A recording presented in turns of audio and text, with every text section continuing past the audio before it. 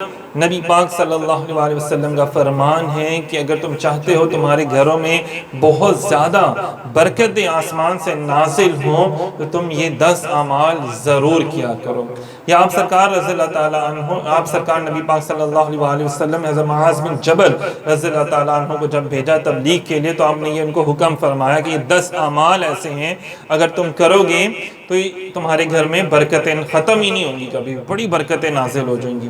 تو بڑا دل کر رہا تھا کہ آج جتنے ساتھی محفل میں آئے ہیں، جو سوشل میڈیا کے ذریعے دیکھ رہے ہیں، وہ بھی یہ حدیث پاک سرکار کی سنیں، اس پر عمل کریں تاکہ ہم سب کے گھروں میں بھی رحمتوں برکتوں کا بہت زیادہ نزول ہو۔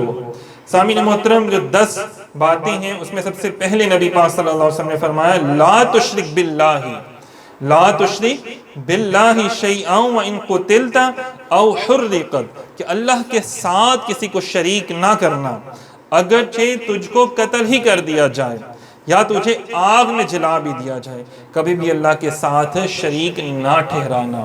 دیکھیں کتنی بڑی بات ہے، آج تو لوگوں کو پیسے مل جائیں تو لوگ اپنا دین ایمان بیچ دیتے ہیں۔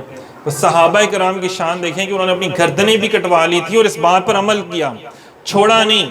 لوگوں نے کہا چھوڑ دو، ہمارے کلمے پڑھ لو، ہم تمہیں پیسے دے دیں گے، دولت دے دیں۔ فرمایا نہیں، جب حضور کو دیکھ لیا اب کیا کسی سے کام، تجھے دیکھ لینے کے بعد اب سب کو میرا سلام تجھے دیکھ لینے کے بعد، کیونکہ اب میری نگاہوں میں جچتا نہیں کوئی، جیسے میری سرکار ہیں ویسا نہیں کوئی۔ پھر دوسری بات، یہ کام کرنے سے برکتیں آتی ہیں گھر میں۔ پھر دوسری بات کیا ہے کہ والدین کی نافرمانی نہیں کرنی۔ فرمایا کہ اپنے والدین کی کبھی نافرمانی نہ کرنا، اگرچہ وہ تمہیں حکم دیں کہ تم اس گھر سے نکل جاؤ اپنے بیوی بچوں کو لے کے، پھر بھی ان کے سامنے کبھی بھی بدتمیزی سے پیش نہ آنا۔ یہ کتنی بڑی بات ہے، اپنے والدین سے۔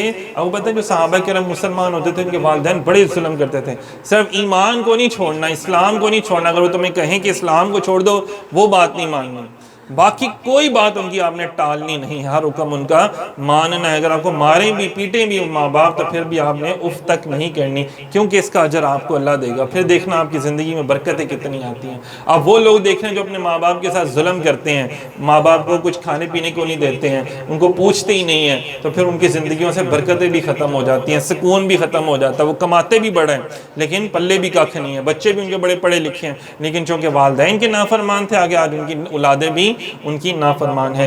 مکافات عمل ہوتا ہے۔ پھر تیسرا حکم جو فرمایا نبی پاک صلی اللہ علیہ وسلم، جس سے رحمتیں آتی ہیں، جس سے برکتیں نازل ہوتی ہیں، بیماریاں، پریشانیاں، ڈپریشن، انگزائٹی، یہ ساری چیزیں دور ہوتی ہیں، وہ فرمایا کیا ہے؟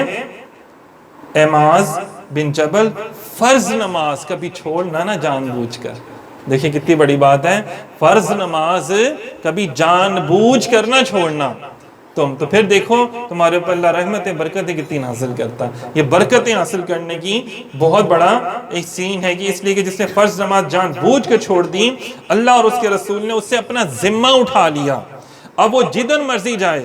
تو اللہ نے جو ذمہ لیا ہوا ہے، مومن کا جو ٹھیکہ اٹھایا ہوا ہے نا اللہ پاک نے، ہم کہتے ہیں نا لے تیرا ٹھیکہ چکیا ہے، میں ایسے کہتے ہیں نا کہ میں ہی تیرے سارے کام کرنا، میں تیرا ٹھیکہ چکیا، آج تو میں تیرے کوئی کام ہی نہیں کرنا، کہتے ہیں نا ایسے۔ اگر ذرا سوچیں کہ اللہ کہہ دے کہ جا آج تو میں تیرا کوئی ٹھیکہ نہیں چکنا، کیوں؟ تو نماز ہی نہیں پڑھتا، تیرا ٹھیکہ میں چکنا ہی نہیں ہونا۔ مطلب جو میں تمہیں اپنی رحمتوں سے نوازتا ہوں، تمہیں اپنی برکتوں سے نوازتا ہوں، جو تمہیں رزق دیتا ہوں، تمہیں سانس دیتا ہوں، تمہیں پورا جسم دیا ہوا ہے میں نے، اتنی برکتوں سے، اتنی نعمتوں سے، اتنی اپنی جو ہے نعمتیں تمہیں عطا کی ہیں، تو آج کے بعد میں نے ٹھیکہ اٹھا لیا تمہارا، بس اب میں نے تمہارے ٹھیکے سے اپنا ہاتھ اٹھا لیا۔ اب اللہ اکبر، اندازہ کریں اگر اللہ ایسے کر دے تو ان قوموں پہ تو عذاب نازل ہو جاتا ہے۔ تو دعا کرنی چاہیے، ڈرنا چاہیے اس وقت سے کہ اللہ پاک ہمیں نماز ادا کرنے کی توفیق عطا فرمائے۔ پھر کیا ہوگا؟ پھر اللہ آپ کا ذمہ لے لے گا، پھر اللہ پاک آپ کا کام ہے اس کی بارگاہ میں سجدہ ریز ہونا، پھر وہ آپ کے سارے کام آسان کرتا شروع کرتا چلا جائے گا۔ بھائی ایک عام کسی کے پاس چلے جاؤ تو وہ اپنی عزت کی خاطر آپ کو اپنے در سے خالی نہیں جانے دیتا، تو پھر جو رب کائنات ہے اس کی بارگاہ، وہ تو رحمان و رحیم ہے، وہ تو بہت ہی عطا کرنے والا ہے، اس کی بارگاہ میں جاؤ تو وہ خالی ہاتھ نہیں جانے دیتا۔ پھر چوتھی بات حضور نے فرمائی کہ زندگی میں کبھی بھی شراب نہ پینا، کیونکہ ہر بے حیائی کی جڑ کیا ہے؟ شراب ہے اور بنیاد جو ہے وہ اس کی شراب ہے، کیونکہ شراب پینے سے بہت سی برائیاں جو ہیں اور بیماریاں جو ہیں وہ جنم لیتی ہیں۔ پھر فرمایا پانچویں بات، کبھی اللہ کے کسی حکم کی نافرمانی نہ کرنا۔ اللہ کی نافرمانی سے اللہ کی ناراضگی مول لینے والی بات ہے، مطلب جو اللہ کی ناراضگی لے لیتے ہیں، کیا کہتے ہیں، او جی ہم نے نہیں حج کرنا، ہم نے نہیں زکوٰۃ کرنی، ہم نے نہیں کچھ کرنا، تو پھر کیا ہوتا ہے، وہ برکتی ان کے گھروں میں شامل ہو جاتی ہے۔ پھر فرمایا کہ جب تم کسی محاذ پر ڈٹے ہو تو کبھی پیٹھ نہ پھیرنا، جنگ ہو رہی ہو، جہاد ہو رہا ہو تو کم پیچھے یہ نہ ہو کہ زیادہ لوگ دیکھ کے تم بھاگ جاؤ، نہیں بھاگنا نہیں ہے، اللہ کی راہ میں جہاد کرنا ہے فی سبیل اللہ۔ پھر فرمایا اگر تو کسی ایسے علاقے میں رہتا ہو جہاں موت آ جائے یا کوئی بیماری آ جائے تو موت والی وہ جگہ چھوڑ کے بھاگنا نہیں، بلکہ وہیں رہنا۔ تیری قسمت میں موت ہوگی تو آئے گی، اگر نہیں ہوگی تو کوئی بیماری تمہیں موت نہیں دے سکتی۔ جیسے کرونا اور ڈینگی اور یہ چیزیں آئیں اور لوگوں نے ملک چھوڑنا شروع کر دیا، تو اللہ تعالیٰ نے فرمایا اسی جگہ پہ رہنا، اور دیکھیں نا ہم اسی جگہ پر موجود ہیں۔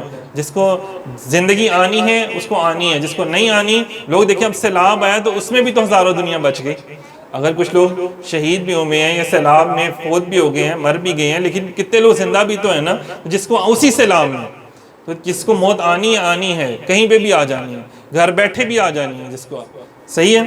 تو اسی طرح پھر فرمایا اپنی اولاد کو کہا، آٹھویں چیز کیا تھی، اللہ نے تجھے جو وسعت دی ہے، تجھے جو مال دیا ہے، اس کو اپنی اولاد پر کھل کر خرچ کرنا، اپنی اولاد سے بخل نہ کرنا۔ اچھا سامعین محترم، یہاں پہ یہ بات آتی ہے کہ جو ان کی ضروریات زندگی ہیں، مطلب ان کے دین ایمان کے لیے، ان کی کیا اسے کہتے ہیں پرورش کے لیے، پڑھائی کے لیے جو چیزیں ضروری ہیں وہ لازمی ان کو دینا۔ اکثر لوگ جو ہے بخل کرتے ہیں، کنجوسی کرتے ہیں، تو وہ غلط بات ہے۔ پھر فرمایا اپنی اولاد کو ادب سکھانے کے لیے ڈنڈا نہ چھوڑنا، عصا ہمیشہ لٹکا کے رکھنا۔ فرمایا کتنی بڑی بات ہے کہ اپنی اولاد کو ادب سکھانے کے لیے، بعض اوقات ہم اپنے اولاد سے محبت میں اتنا آگے چلے جاتے ہیں کہ وہ بدتمیزی بھی کر رہے ہوتے ہیں، ہم انہیں کچھ کہہ نہیں رہے ہوتے، وہ انتہائی بدتمیزی اور بے ادبی سے کام لے رہے ہوتے ہیں، تو فرمایا کہ وہاں پر اگر آپ کو ان کو ڈانٹنا پڑے تو آپ ان کو ڈانٹ کے ان کو صحیح کریں، اور ہر بلا وجہ کی جو ان کی خواہشات اگر آپ پورا کریں گے تو پھر ایک ٹائم آئے کہ آپ خود ہی پھنس جائیں گے نا۔ پھر 10ویں چیز کیا جو حضور نے فرمائی، اپنی اولاد کے دل میں اللہ کا خوف ڈالتے رہنا، اللہ کا ڈر پیدا کرنا اپنی اولاد کے اندر۔ سامعین محترم کتنی بڑی بات ہے کہ ہمیں آج اپنی یونیورسٹیوں میں، کالجوں میں بچوں کو سکھاتے ہیں، سب کچھ سکھا دیتے ہیں، لیکن اللہ کا ڈر اور اللہ کا خوف اور اللہ سے محبت کرنا یہ اپنے بچوں کو نہیں سکھاتے۔ فرمایا اگر یہ سکھاؤ گے تب تمہارے گھر میں رحمتوں برکتوں کا نزول ہوگا۔ دعا کرتے ہیں اللہ رب العزت ہمیں ان 10 باتوں پر عمل کرنے کی توفیق عطا فرمائے تاکہ ہمارے گھر بھی رحمتوں برکتوں کا گہوارہ بن جائیں۔ بہت شکریہ، جزاک اللہ۔